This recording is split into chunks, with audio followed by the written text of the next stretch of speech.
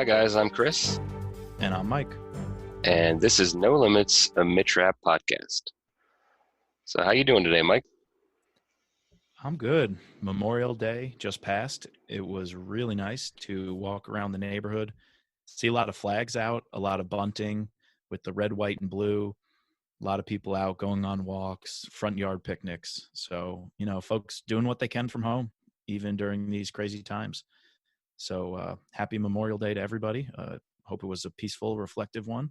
And we thank our current and former service members for all that they give for us. Yes, definitely. We want to reach out and say thank you to all our current and former military service members, and just want to say happy Memorial Day, everybody. We had a great Memorial Day up here in Ithaca. It's beautiful. Got the kids out, went for a nice walk. Yeah, while these times are kind of crazy, and this Memorial Day was a little bit subdued than in previous years, and we made the best of it, and I think people out there did the same. So yeah. Speaking of veterans, we met on Twitter a really awesome small business owner, Sandy of the Book Dragon Shop. She's a veteran owned small business in Staunton, Virginia. They've been active on Twitter, trying to highlight a whole bunch of thriller writers, large and small. And so they ship and take orders over the phone. Sandy was super helpful. I called her up when I found out one of my close friends in the Army, he never read Transfer of Power, and so I sent him a copy. And Sandy was great over the phone, getting it shipped out to him on base. And so, if you want to support them, you can find the Book Dragon Shop on Twitter at the Book Dragons 1. Really great, small, veteran-owned local business. Yep. I always love supporting a local bookshop. So yes, and they're shipping during these times, so definitely give them a ring. We got another email from a follower, Steve. You can find Steve at American Jedi 42. He wrote us a really nice email about being jazzed for the podcast, and he reflected how Vince Flynn was very influential on his life, and particularly helped him find his mojo as a writer and really get into his first couple of books, and that Vince's death hit him really hard personally. He's looking forward to joining us on this this journey, listening to our book club style discussions all about Vince's work. yeah, it was really nice reading that email. And nice that we have some people out there who share our opinions and love these books just as much as we do, probably more. So what are we covering today, Chris, on the show? Right. So spoiler alert, this is our Transfer of Power episode. We are going to be going into detail. We're going to try not to spoil anything from the series as a whole, but you're warned, I guess. A lot of the characters we meet are going to play a big role in the rest of Mitch Rapp's life. So we're going to have to make some connections here and there. Yeah. Today we're just going to be covering our basic plot summary. We're going to point out some of the scenes and areas that we liked, we disliked, more in terms of like the plot and as we were reading along. And then in our next episode, we're going to sort of break down the book as a whole, some themes, some characters in general. So they're going to be broken up into two parts, and this is part one. I don't know how you read it, Chris. I have an old paperback that I referred to a little bit, but this was also my first attempt at an audiobook for Nice. Vince Flynn. I've never done them. I know you have done them. But yeah, the whole first time I read the series was via audiobook, and now I'm going back and I'm reading them, and I enjoyed it both ways. Okay, yeah, this was my first time. I enjoyed it. It was a pretty good recording. I got it from the Who was library. The reader? It was Nick Sullivan. Okay. Never heard of him before, but he was pretty great. Really well done on the accents, the tone of each character. Even though I've never done an audiobook for this series, the characters' voices were exactly what I expected them to be. It was to a T exactly how I envisioned each of the characters sounding as I read them. So it was kind of cool that matched up. He did a pretty good job on that. The only one I felt a little iffy about was Kennedy. I feel like Nick Sullivan, the reader, he made her a little too unsure of herself and not as confident, but still well done overall for my first audiobook here. Can't miss out with a George Goodell audiobook. You're in for a treat if you keep it up. Yeah, I was going to pick one of his down the road. I'll probably read the next couple. Either I have the paperback or the cover, but down the road I'm going to do some of his. So tell us, Chris, about Goodreads. How did this book hold up? And can you give us a Goodreads summary? Our last book, Term Limits, on Goodreads got a 4.31. And lo and behold, this book also got a 4.31, which is very Wow. interesting to me because I consider them, while both good, I rank them completely different. And we're going to get into our rankings at the end of the next podcast. But I just really thought that was interesting that the fans sort of both thought that these were, pretty much equivalent, and maybe that, sheds something on how people rate Goodreads. You even mentioned that you rate Goodreads a little bit differently than an actual like review. So yeah, and I found it interesting. So I have a Kindle version of this book, and in the beginning of the Kindle version, they have a bunch of these sort of one-liners from either different people in the media or different newspapers, and the Washington Times called it a Rambo perfectly suited for a war on terror. Mitch Rapp is a modern day Rambo, I guess. I also like the Washington Post said Flynn has really done his homework on military and security matters, which I think is very true, not only in this book but in the series as a whole. These things are very well researched. Yeah, and on that note, we even get an epigraph warning in the very beginning about, and I have my copy right here, about how out of respect for the United States Secret Service and the security of the president, certain facts regarding the layout of the White House and Secret Service tactics have either been changed or omitted. So again, it shows the level of research that went into this, but also balancing that with protecting our law enforcement and the Secret Service and the tactics that they use and the layout of the White House as a building. So Right. it's a good job by Vince to bring that up in the beginning to let the reader know. What did you think about like when you open a book and you read that and you kind of just I sort of got this both times I read it or listened to it the first time. I got this little bit of a, I don't know, chill. Like, this is so sensitive. This is so going to be such an insider thing that they had to change certain aspects. I just really enjoyed, I don't know, reading that brought me a sense of enjoyment and anticipation in reading this novel. Oh yeah, I was all in when I heard that. 100%. 100%. It's kind of very similar to like when you read something, it's like disclaimer, warning, this may be, sensitive material. Like that. Oh, you wanted more. Yeah, exactly. It makes you want it more, right? And then right up in front of the text with the epigraph is the dedication. And this one is to Terrence and Kathleen Flynn, Vince's parents. So great way to dedicate, your second book overall and the first one with your main character. I thought that was really nice. And you can definitely sort of tell, right off the bat that this was a sort of a step up from his first novel. Yeah, definitely. All right, let's get into a summary of the book. All right. So, before we start anything, I'm just going to read you the Goodreads summary and see if we generally agree with that. So, on a busy Washington morning, amid a shuffle of tourists and the brisk rush of the government officials, the stately calm of the White House is shattered in a hail of gunfire. A group of terrorists has descended on the executive mansion and gained access by means of a violent massacre that has left dozens of innocent bystanders murdered. Through the quick actions of the Secret Service, the president is evacuated to his underground bunker, but not before almost 100 hostages are taken. While the politicians and the military leaders argue over how to negotiate the terrorists, one man is sent in to break through the barrage of panic responses and political agendas surrounding the chaotic crisis. Mitch Rapp, the CIA's top counterterrorism operative, makes his way into the White House and soon discovers that the president is not as safe as Washington power elites had thought. Moving stealthily among the corridors and secret passageways of the White House, stepping terrifyingly close to the enemy, Rapp scrambles to save the hostages before the terrorists can extract the president from the safety of his bunker.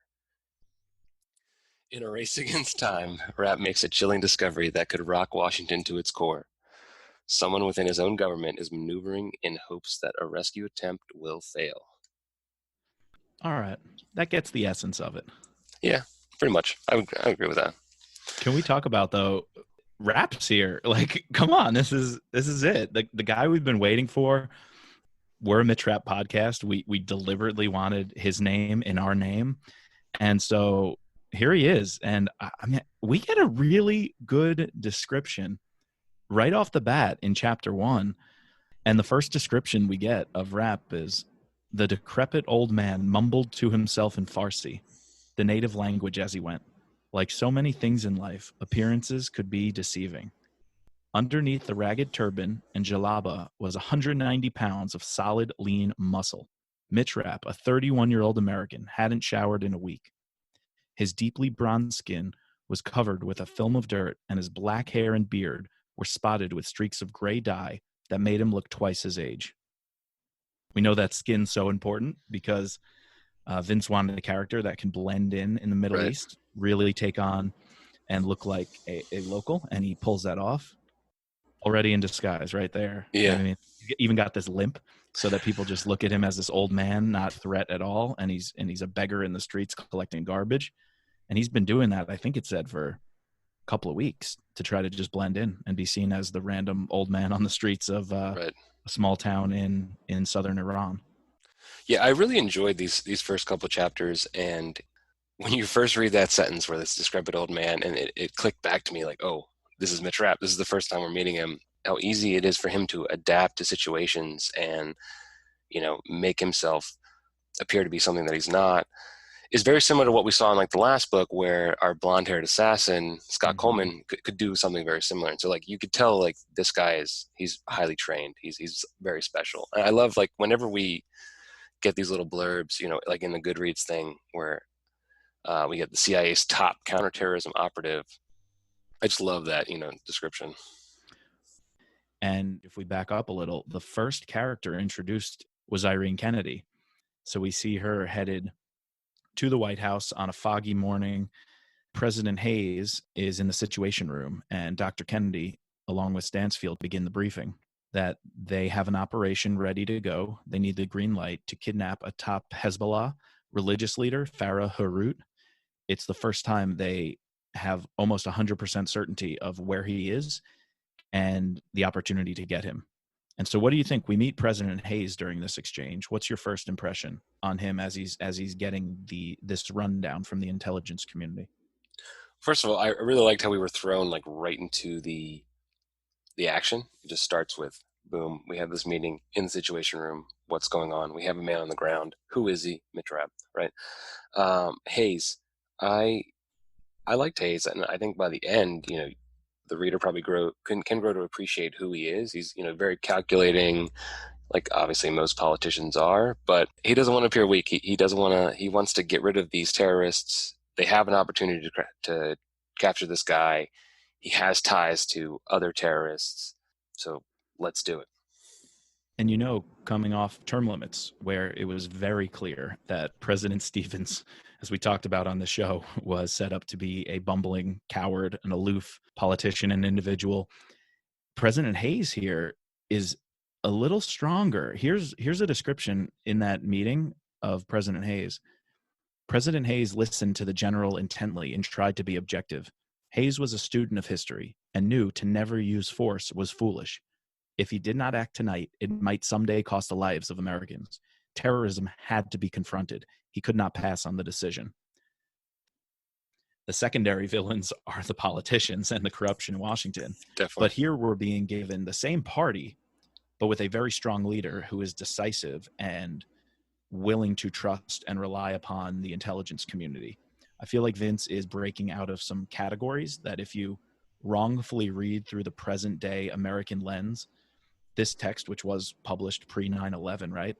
Vince is showing us things are a lot more complex, where later on we're going to see the Democratic National Chair, the DNC Piper, is part of the reason they subvert Secret Service protocols. They let the terrorist into the White House. They completely ignore everything that Jack Warch was setting up as the director of the presidential security. And now the president is saying, no, trust these guys. I trust our operatives. I trust our intelligence folks. I'm going to take the briefing seriously. And that is nothing like we saw with President Stevens just one book ago. Right. I thought that it was interesting that I feel like he deliberately chose to put him as a Democratic president here. That was because unlike in term limits where it's never stated what political affiliation President Stevens is. We start off the bat, boom, Democratic president, and it was very calculated, determined to sort of just to address the points that you just said. It would be interesting in the future to sort of rank, because we do get a couple different presidents throughout the series to sort of see how the transfer of power, which presidents we like, which presidents we don't like in this fictional universe. That's a good point. And while we're on the politics, Kyle Mills talked about this quite a bit of wanting to honor what Vince did by exposing the corruption of Washington, exacerbating so many of the stories of the plot advancing. Yet he also didn't want to kind of make an analog to today's political climate and just say this party's this way, this party's this way. This individual represents this person, this bumbling fool represents, this bumbling fool in current day politics. He wanted to stay away from that, and rightfully so. He wanted to balance it, but he still felt he needed to include it because Vince did as such an important part of his stories. And we see Vince here being very delicate in how he balances it by having such a strong leader as president in the same party as someone like Piper, who is this fool who lets the terrorists into the West Wing. Or in the same party as his vice president. And his vice president, and Baxter, exactly. So he's not condemning one whole party through the story because he is pointing out an individual who rises above that. I want to just draw your point also to something that we get sort of right away, which because we're reading these in not the chronological order, but in the publication order, we get first this notion of the Orion team and how Kennedy, while she is the counterterrorism boss at the CIA, her secondary role is in charge of the Orion team. And so this is something that is obviously established in American Assassin and fleshed out in the Kill Shot, and we'll go more into depth in that later. But it's obviously brought here quickly, and then also very in a paragraph we're sort of shown how Kennedy was able to influence Rapp to come to the CIA, or not even this, in the beginning he wasn't even officially a part of it, right? To recruit him because of this tragic event that killed his high school sweetheart, right? Which is a real event, right? The Pan Am terrorist attack on the Pan Am flight over Lockerbie, Scotland. What did you think of sort of addressing that right away? And I think it's really cool, especially as a lot of readers are going to start with American Assassin, that when they read Transfer of Power, they could write this part off and just say, oh, I already know this about Rapp. I already know his backstory. How many years later, right, did American Assassin come out that these nuggets were left for us this early on in 1999? And those would later become such major plot points that are the entryway into most readers getting to know Mitch Rapp. Even before we move to the White House and the main story gets going, we do see Rapp in action on the beach with a team of SEALs. They rendezvous with Rapp. They have a great little conversation as they hide their equipment and get changed so they could look like locals. And we learn that it's Harris, it's Wicker, the sniper, and all the boys, and they are about to raid this complex where Farah Harut is. And thankfully, Kennedy's intelligence briefing got the president to give the approval. He took decisive action. And we see the team invade this complex. Pretty cool scene. What did you think of seeing Rapp in action for the first time? I really enjoyed it. I like the character of Harris, how he is, the leader, but he's not afraid. He doesn't, sit back at Little Creek. He actually goes in with his guys. Yeah, in the scene where, almost the plane almost gets botched, right? When the sniper has to take out one of the men, essentially alerting that everybody's there, but the helicopters are able to take them away. I love the action that Flynn brings to all of these military scenes, and again they're very well researched. Yeah, it's also the sniper Wicker needing to step in and take out a couple of guys because everyone's alerted is probably real life, where this high level terrorist commander is hiding out in the city in Iran. He's going to be protected, right? So all the neighbors come out with their AK-47s. They're on high alert. Even though it's the middle of the night, they know this building has somebody special and the community is going to protect it. But our heroes win out. They hold off on the roof. They execute perfectly their mission. I think at one point, one of the SEALs goes over the parapet, fires as a distraction. Someone else at the other end of the building picks a few of them off, and the choppers make it just in time to extract the whole team. So more casualties than hoped for, but successful mission nonetheless. So after we capture Harut, we switch to, he gets dumped off at Dr. Jane Horning, who actually will be, she's a very small part, but she comes up frequently throughout the series. And we jump to the White House, where President Hayes has this meeting with the DNC chairman Russ Piper and a very last minute guest, this Prince Khalib of Oman, who was intentionally left off of the Secret Service's meeting register by, I believe, the president's chief of staff, right? Mm-hmm. And this guest, this Prince Khalib, is actually the terrorist Rafiq Aziz. Because Dr. Horning was able to get some information, Mitch Rapp is able to warn the Secret Service of this threat and get a hold of the agent Jack Warch in charge. And right as the Aziz is about to sort of do his attack, you have the Secret Service agents rush in. And I thought that scene was cool, where the Secret Service agents rushing in and ushering him off to the bunker. But then what happens is the terrorists end up taking the White House in this huge, flawlessly executed multi-pronged attack. And they wire explosives to the outdoor exterior doors and windows, and they take all the hostages. What did you think of both about the White House's or the Secret Service's response, as well as the meticulous planning of Aziz and the terrorists? It really caught my attention when Warch got this information from Dr. Hornig, who was interrogating Farah Harut. And so Jack Warch, I just thought the weight of that decision, it doesn't seem like the biggest one. It's not in the Situation Room. It's not a decision with heads of state. It's not a decision about nuclear weapons. It's simply Jack Warch, do I interrupt this meeting or not? And being able to rely on his training, rely on his instincts, and say, we're crashing the Oval Office, saves the president, because he was moments away from Rafiq Aziz making his move. And that was the goal. Aziz did want to get the president in the Oval Office, but thanks to Jack Warch crashing in, activating protocols, they're able to successfully remove the president, get him to this newly completed bunker. So I just thought that decision process by Warch was a really cool scene that was written really well. We finally see, or actually during the evacuation to the bunker, we see the attack. And this has been a long time coming. The terrorists have been planning this meticulously. We even hear of one of the guys who is the driver for the White Knight linen service. I think it says over 6 months. Yeah, yeah. Or at least a few months. So he's ingratiated himself. And part of his mission was to pretend to be one of the boys and get chummy with the guards. And so all the guards knew him as their driver. He even at one point offers them baseball tickets, I think, to go see a game. Hey, how would you and your son like to go to a game? I got extra tickets. And the Secret Service agents, the uniform division, let their guard down. And they let the truck in without any sort of extra search, thinking, we know this guy. But they were being played.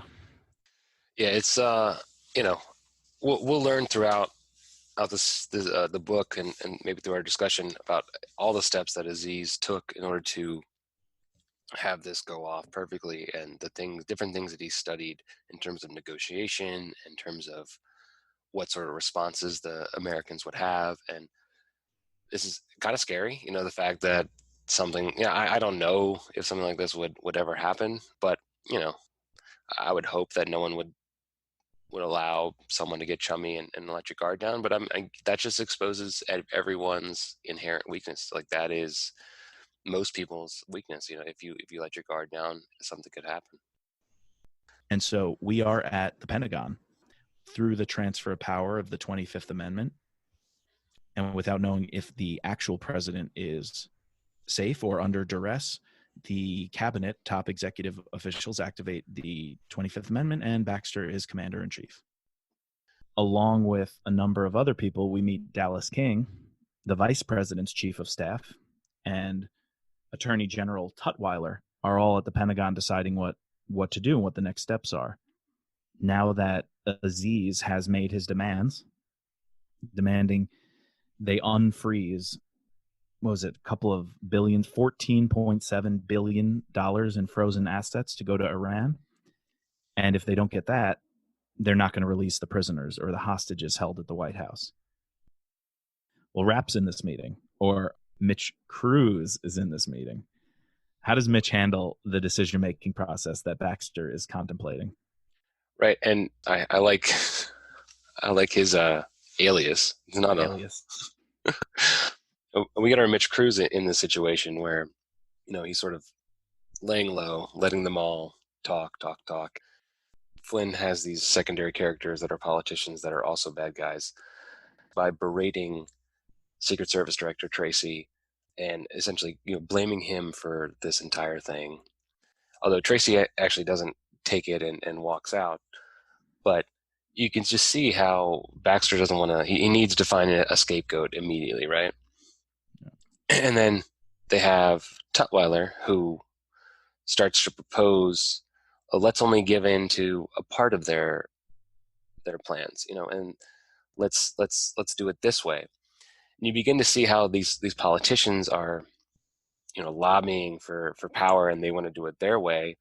And Mitch goes nuts, right? He knows that anything that they do, even if you do fully, succumb to all of his demands, he's never going to accept any deal, right? And I think it's in this meeting that we begin to see this idea of jurisdictional divides. It's one of the themes that we're going to talk about, and how you have these politicians that they just want to save face. You have the FBI who immediately they just want to storm in and get the hostages. You have the Secret Service. Their main thing is we want to protect the president. That's it. The military, they're thinking, we need to save all Americans. They're sort of willing to risk like the few for the many, right? And then you have Mitch Rapp, who he's going to get in there, right?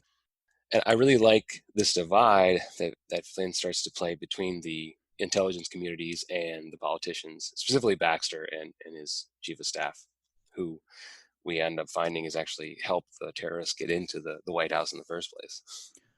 Yeah, and in this meeting, we kind of get this description of Stansfield and why he brought Rapp, because Stansfield knows he nor Kennedy is going to be the one to stand up and start bickering.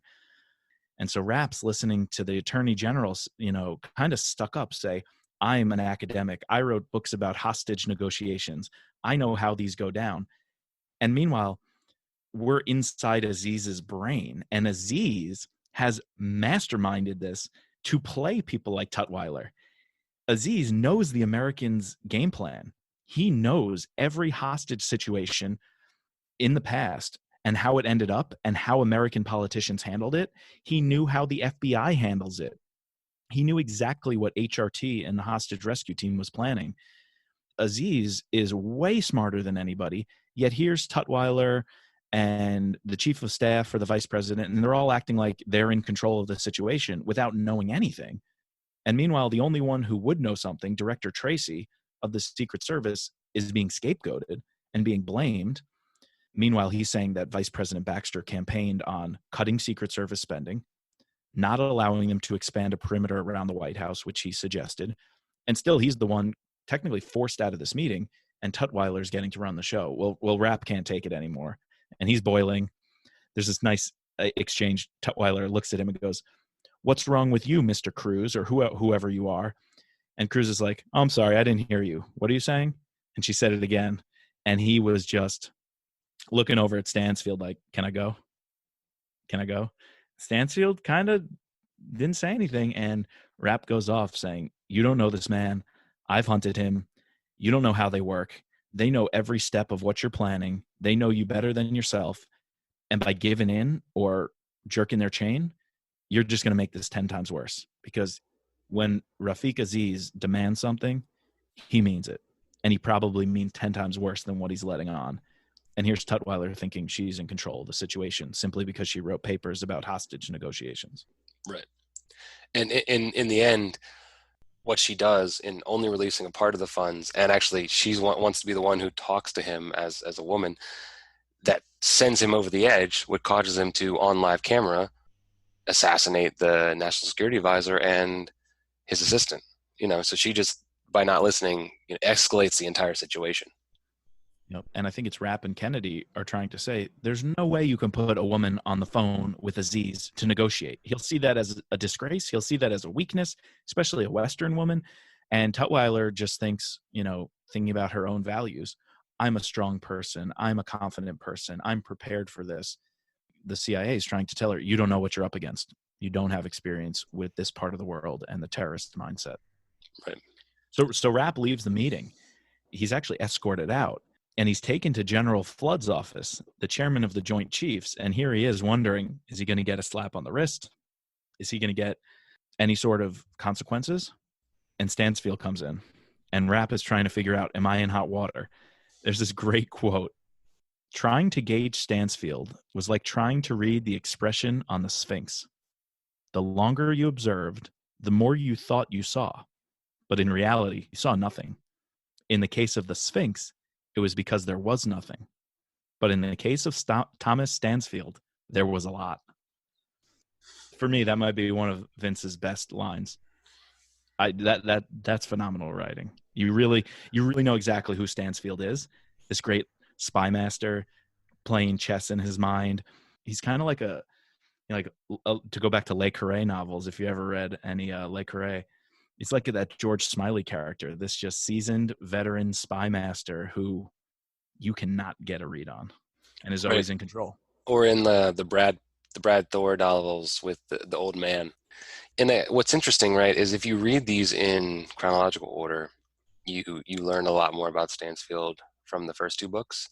But if you don't, you sort of get these tidbits about who he is. And I really like the character of Thomas Stansfield. I think he plays this awesome role as this old timey spy master from the Wild Bill Donovan days Yes. of the CIA. Like, that would be a cool, the CIA has changed greatly, and the descriptions that they describe from back in the day, and actually even like watching Homeland, I'm a big fan of Homeland.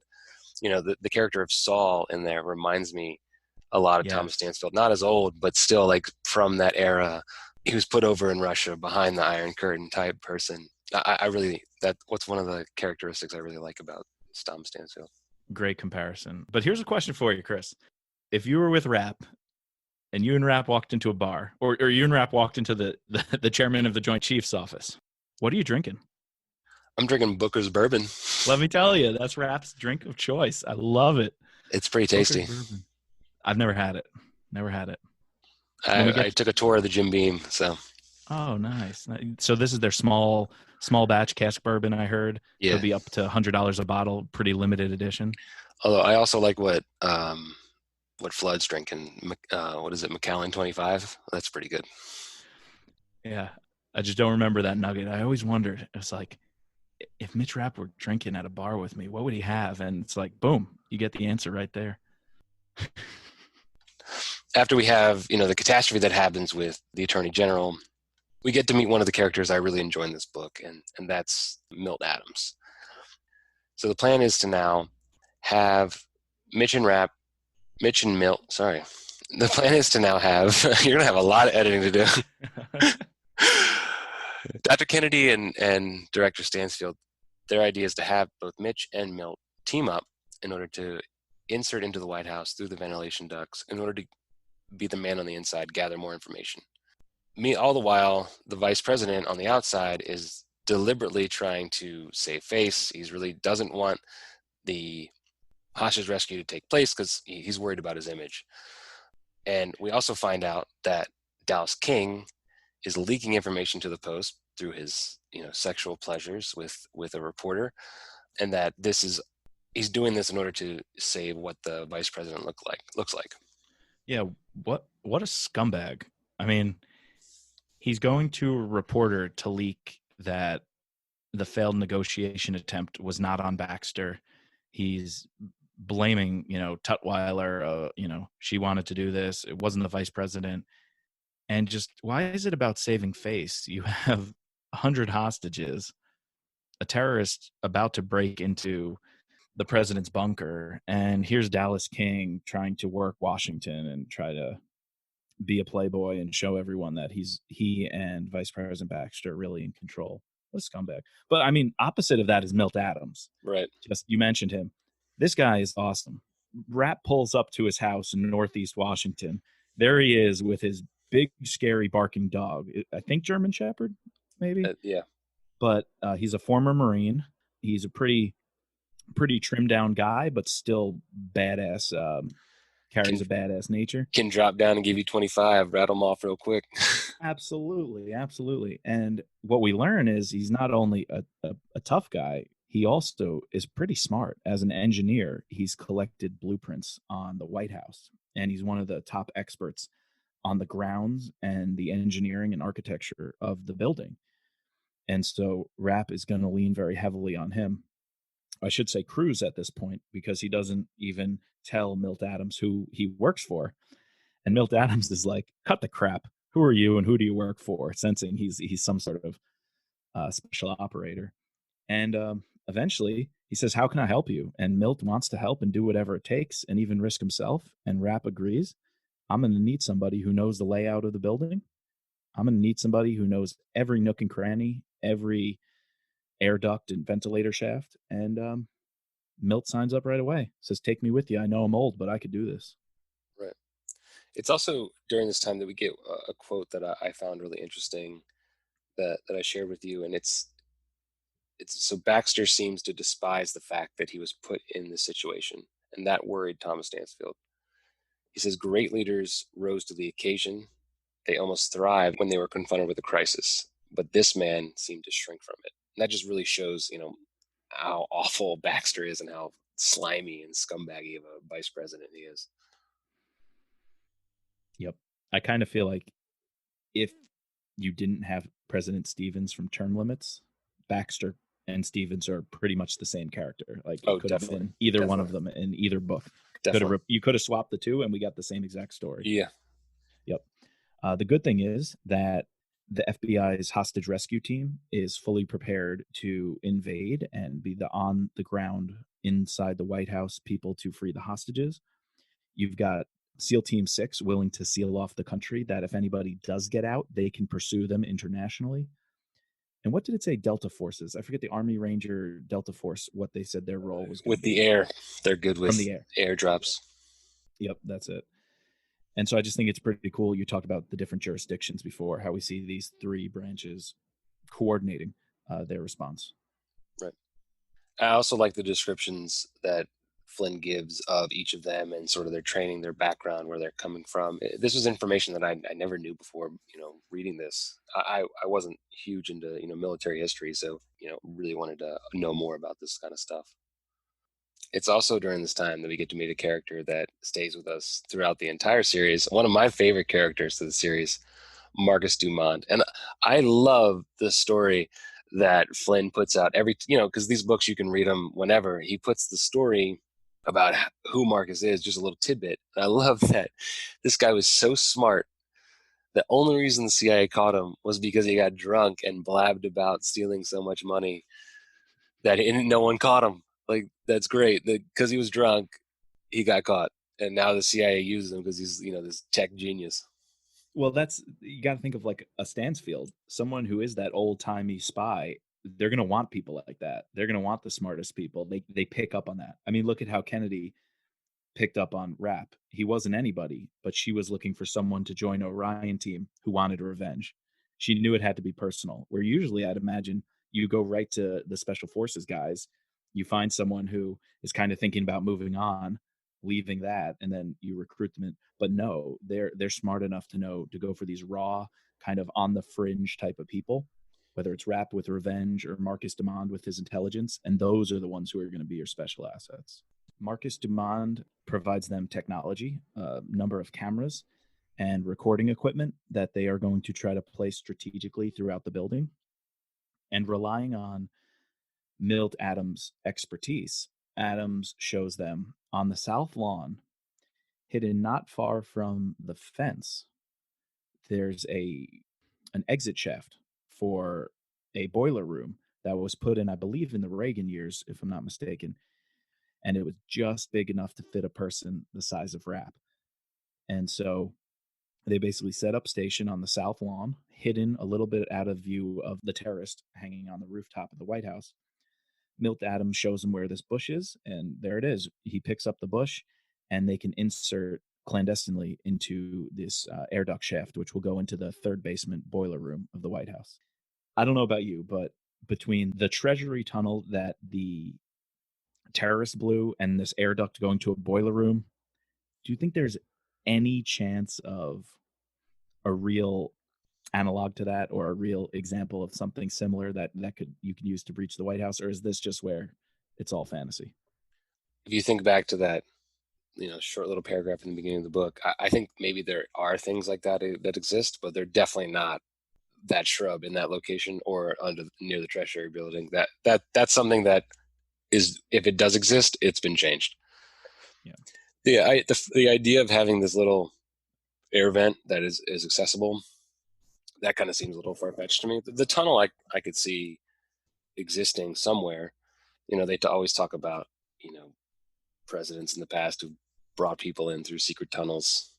Maybe JFK brought someone in through a secret tunnel. Someone whose initials are MM, yeah, maybe. yeah.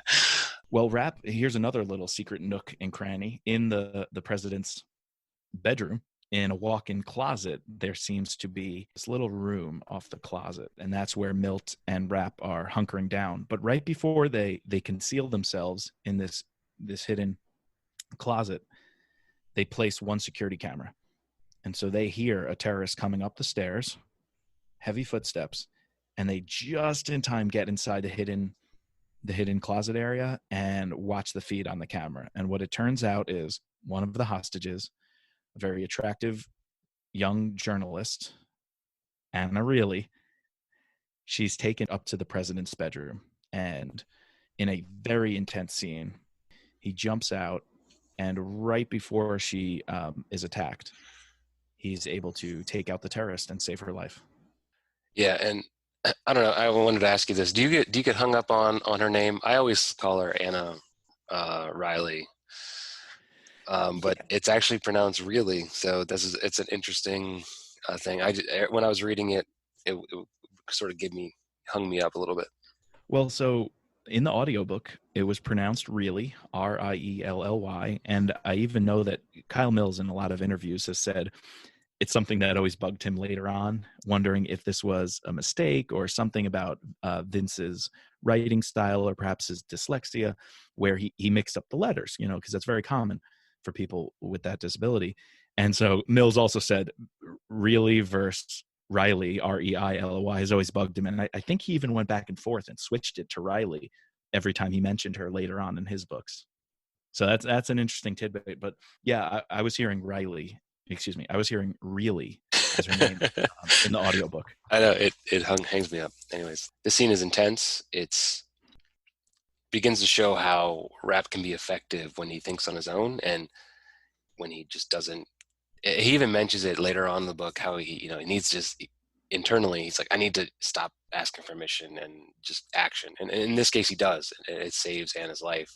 In this case, this is where this idea of compassion as weakness, where I think that because Mitch obviously has compassion for this person, it ultimately kind of does alter everything that goes further, because killing this terrorist is going to alert the other terrorists. They're eventually going to find it out, and so it's that idea of where being compassionate to someone can sort of jeopardize the mission. I think in the ultimate situation, he made the right call, but it does sort of jeopardize his situation. You're right, with us seeing just how skilled and smart Rapp is to make it look like Anna killed this terrorist and escaped on her own. That way Aziz wasn't tipped off that there's someone else in the building, especially someone with training. And we get this really intense scene where Aziz does come up once the body of the dead terrorist is found, and Aziz and two other terrorists are now in the room, and Rapp is looking at them through the camera as his back to Rapp's position. And Rapp is ready to move. He knows he can end this whole thing. He says, 3 shots, 3 guys, the odds are good. Well, command, General Flood and the others are telling him the odds are no good. General Campbell, I believe, also says the odds aren't good enough to move. Let's not risk it. And he stands down. And one thing we're going to talk about in the next episode more, but I just want to bring it up here, is this idea that Anna is a reporter and how that sort of plays in her and Mitch relationship. And it's actually a big part of their relationship, not only in this book, but going forward. And this sort of Vince's way of foreshadowing by bringing this up now. He's able to foreshadow how this is going to be a constant sort of dividing point between the two of them in the books to come. We have both the president and Warch in the bunker, and they realize that someone's drilling in. And that someone is this little gift from a known bad guy in Saddam Hussein. And he's one of Aziz's guys who's slowly breaking into the bunker. At the same time, we have an attempt by two more SEALs to come into the building via ductwork, that the same duct that Rapp and Adams used, but at this time they don't successfully get in, and Aziz actually shoots both of them. It was kind of a brutal, gruesome scene. Yeah, and the whole idea is to figure out about the safe cracker and how much time they really have. And sadly, these two young SEALs, well, one of them does get shot through the air duct, but it puts pressure on the situation for Rapp really to get moving and really get down into the bunker, towards the bunker, and see what's going on. And you mentioned Saddam Hussein is brought up, which is real interesting, all throughout the 90s with the first Desert Storm operation, and how Saddam was still a major player in Middle East politics right now, as both the head of state who ruled the country in his Ba'ath Party, but then also was funding terrorists and also ruling through a dictatorship. And Kennedy's intelligence picks it up. They get a signal that Nebuchadnezzar is the one who funded this entire ordeal. And Nebuchadnezzar is the one who gave the money, but said the money has to go towards an attack on U.S. soil. And Nebuchadnezzar was indeed one of the names that Saddam Hussein often went by. And so Kennedy is she's talking to the Israelis as well, and they're on to something, and they're intelligence sharing. However, the Israelis are concerned. The terrorists have already made one demand to give money to Iran. Their next demand, they rightfully deduct, is going to have to do with Israel and Palestine. And so the clock is not only ticking on the bunker and the safe being cracked and President Hayes being taken, but once President Hayes is taken, the terrorists have even more leverage to put more demands to the international community. And Kennedy wants to work closely with this General Fine of the Israeli Defense Forces. And Israel is saying, if the terrorists make a demand to recognize Palestine as an independent state, it's not going to fly with us. And so now the U.S. has this added pressure to diffuse the Israelis from ramping up. And if the president gets taken, the terrorists have some serious leverage to be able to demand more aggressive strategies against Israel in the region. Yeah, I wanted to ask you, what did you think of Aziz's address to the nation? He might know America and Americans better than we know ourselves. He understands our media, and he understands our values and sensitivities. And so he goes right to the American public and says, look, I don't want to hurt anybody.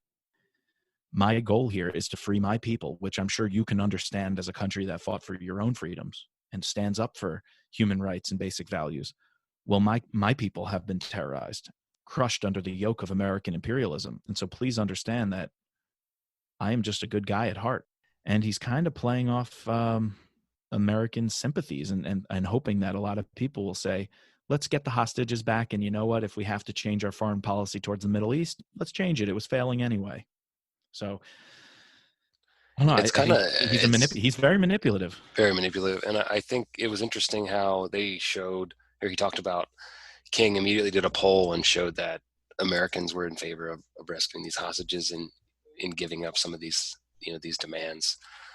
So the next we go into sort of the last little bit of the book here, the third act, where we have Rapp. He verifies that the president's bunker is under siege with the help of really, holding her down that tunnel. He reports back to the CIA, but Baxter, he doesn't want to order the invasion because he doesn't want to seem trigger happy, which again is just, he's this whole book, he's stumbling. And I really like that point you said, that if you could switch out him and the president from Term Limits, Stevens, right? It's the same as that character. And so Stansfield, he's super frustrated with the vice president and his cowardice. And he gives Rapp the permission, let Mitch be Mitch, to do whatever it takes to put the president back into communication with his advisors, reestablishing, a new transfer of power, reestablishing him as the commander in chief. He's able to do this, setting up a camera whenever the driller goes on a pee break. He's able to turn off the scrambler, so that way they won't know anyone's there, and Hayes is able to reestablish command with his advisors. Yeah, I think that's going to be a real important point. What does the 25th Amendment say about the quote transfer of power? And I love how once Hayes is back on the radio, and by the way, it's thanks to Anna really being willing to put herself in this duct and hang out there and kind of feed intelligence of this safecracker and if the bunker is guarded back to Rapp. And so she really puts herself out there. And so once Rapp can cut the jammer, reestablish communication with the president, does that give him the authority as commander in chief? And Hayes says, to regain authority, we must inform the president pro tem and the Speaker of the House. And only then, under Section 4 of Amendment 25, will I regain my authority. Will the transfer of power be complete back to me, and I can command the troops? And Stansfield and General Flood and General Campbell are like, I guess so, but they're also ready to make the move. They're like, we got the orders from the president, and so they make it clear, you're the commander in chief, you're our president, we're going to do it for you. And so it's kind of unique to have another politician who wants to do everything by the book, but thankfully he has advisors willing to say, we'll do it by the book, we'll write these letters for you. But for his generals to say, we're taking orders from you no matter what, we're doing it anyway. And that puts in motion a plan by the SEALs. And we see our boy Wicker going out and setting up a sniper booth. He has everything ready to go, every last detail, the type of wood they need, the size of the hole, which gun they're going to use, why they're going to have two people. And it's kind of cool. They go up the old post office tower, which that was really cool. Yeah, he correctly writes is the second best viewing point of the city, second to the Washington Monument. It's a really tall tower on Pennsylvania Avenue. It's kind of squat right between the White House and the Capitol building. And most notable right now because it is the Trump Hotel. But before it was purchased, I believe around 2015 or so, right before the election, it was the old post office pavilion, and you can go up there as part of I believe, a National Park Service tour and get a great view of the city from up there. Great spot Wicker chooses to be the sniper to take out the terrorist on the roof. Right, and this is all going to be coordinated with the Navy SEALs who are going to perform a hey-ho jump and land on the roof of the White House. We're now going to rush towards the ending of this book. Everything happens at once. And I guess it's supposed to signify this building of momentum and climax of action going on. But moments before the drill finishes and the president is nearly plucked from his bunker, the soldiers, they invade, they kill the terrorist, they liberate the hostages, they evacuate the building before the bombs explode. In this whole situation, Aziz is able to get out because not only did he have a man on the outside who's set up as an EMT, he dresses up as a FBI agent and is able to escape through the chaos and get into that ambulance and drive away with his accomplice. And the president's saved and everything's great. Like, so what did you think about that sort of this build up, and then boom, it all happened? I mean, it was nice, it was cool, but I wanted it to be drawn out a little bit more.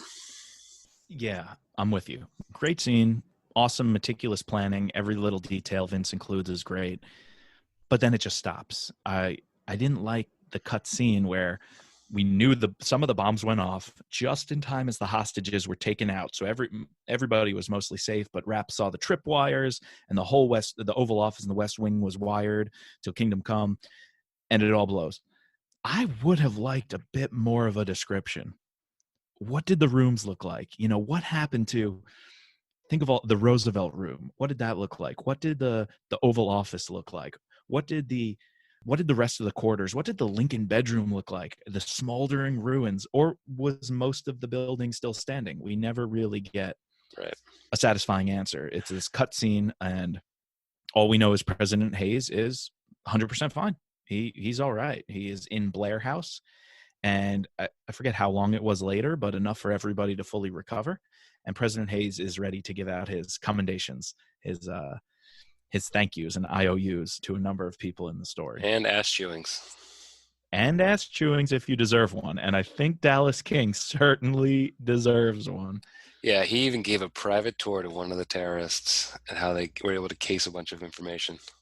Yes. I mean, again, the terrorists playing off America's vulnerabilities is they found out Dallas King, the chief of staff of the vice president, is an NCAA fan. They found out what team he likes. And so they moved a guy into his neighborhood who he'd run into at the supermarket, he'd run into at the bar. And this terrorist became an expert on NCAA. And all of a sudden, he had a drinking buddy. And so one night, this random drinking buddy you've seen around town, hey, can we do a tour of the White House? Something about, impressing girls or whatever. And Dallas King, of course, being the playboy. I mean, every stereotype about a dumb American just oblivious is Dallas King. And it plays right into Yeah. the terrorist hands. I mean, it's just like the TV show, The Americans, right? Yes, Like very much so. they move across the street from an FBI agent. They get all chummy. They bring beers over. Their kids know each other. And oftentimes they're the ones. They're the ones who stab you in the back. While we're still in the Blair House with President Hayes, thanking everybody, and he thinks of every single person. He even tells Anna that, hey, you can write this story. You're a journalist. I'm not going to censor you. I understand the First Amendment. But he says to her, this is just something that's way too important for all the little details to get out there. And so he artfully, cuts her a deal and says, I'll give you the lead, what we're going to do to take out Aziz. You can be the first one to break that story, which will bolster her career. And she's smart enough to realize that that's a good deal. I will keep certain aspects of the prior days under wraps. I'll get an early lead on the story directly from the White House, and I'll be the first one to break that we caught the terrorist responsible for these attacks. And guess who's going to be sent to do that? Our boy, Mitch Rapp. Ironman. So the epilogue puts Rapp in Brazil in an ethnic neighborhood known for having a lot of, or almost 1 million Palestinian, Lebanese, Iranian, and Arab immigrants.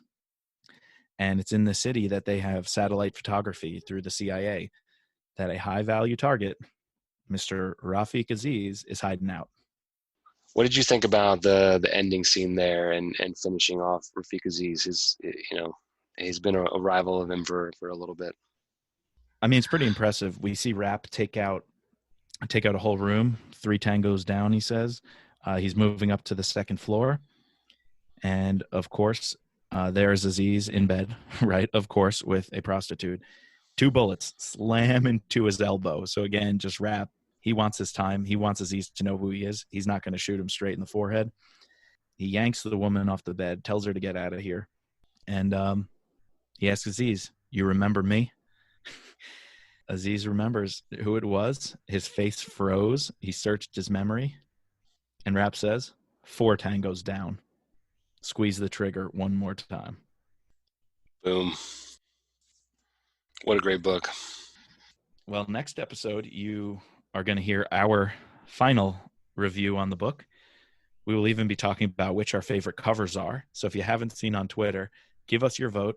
Which Transfer of Power cover is your favorite? And we have a number of thematic and, quite honestly, moral questions about the book that we'll be getting into. Yeah, and so please always subscribe, rate, and review us using your favorite podcasting platform. You can find us online at mitchrappod.com or using our Twitter handle at mitchrappod. And as always, just let Mitch be Mitch.